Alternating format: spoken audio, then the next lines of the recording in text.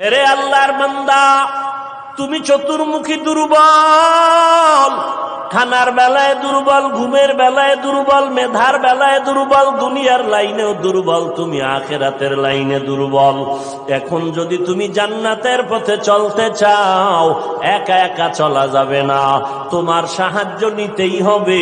সাহায্য ছাড়া চলার কোনো রাস্তা নাই। তুমি কোরআন পড়তে জানো না, নবীর সুন্নত কোনটা বুঝো না। এখন যারা সুন্নত জানে, কোরআন জানে, তাদের কাছে যেতেই হবে। ওলামায়ে আহলে হকের পরামর্শ ছাড়া চলার উপায় নাই।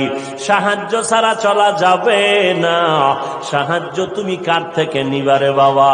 এমন একজন থেকে সাহায্য নাও যার মধ্যে কোনো অভাব নাই, যার পেছনে কোনো স্বার্থ নাই। দুনিয়াতে নজর করে দেখলাম, স্বার্থ ছাড়া কোনো মানুষ দুনিয়াতে নাই। আছে? অভাব ছাড়া কোনো মানুষ নাই। বরং টাকা যার যত বেশি, তার অভাব তত বড়। যারা যত বড় লোক, তারা অভাব তত বড়। অভাব গরিবের 100 টাকায় সমাধান হয়, বড় লোকের 1,00,000 টাকায় অভাব সমাধান হয় না। এই স্বার্থ ছাড়া, অভাব ছাড়া একজন পাইবা, তিনি আর কেউ নয়, আমার আল্লাহ।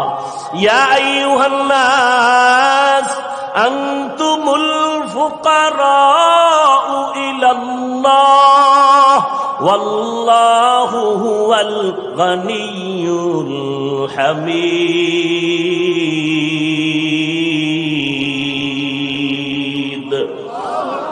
गर तवक्कुल मी कुनी हर सुबह शाम, मेरा सनद रिज़्क़ तू अज़ला मकाम। বাহাদুরি করিও না রে বাবা, অন্যের সাহায্য ছাড়া চলা যাবে না। দোয়াও কিন্তু একটা সাহায্য, দোয়াও সাহায্য। সাহায্য ছাড়া চলা যাবে না। মা বাবায় দোয়া করে, এর সাহায্যে আমরা বড় হয়েছি। মা বাবার ক্লান্ত পরিশ্রমের কারণে আমরা বড় হয়েছি, মা বাবার সহযোগিতায় বড় হয়েছি। কিন্তু স্বার্থ ছাড়া জমিনের মধ্যে কোনো মানুষ নাই, অভাব ছাড়া কেউ নাই। যার কোনো অভাব নাই, তিনি হলেন আমার আল্লাহ।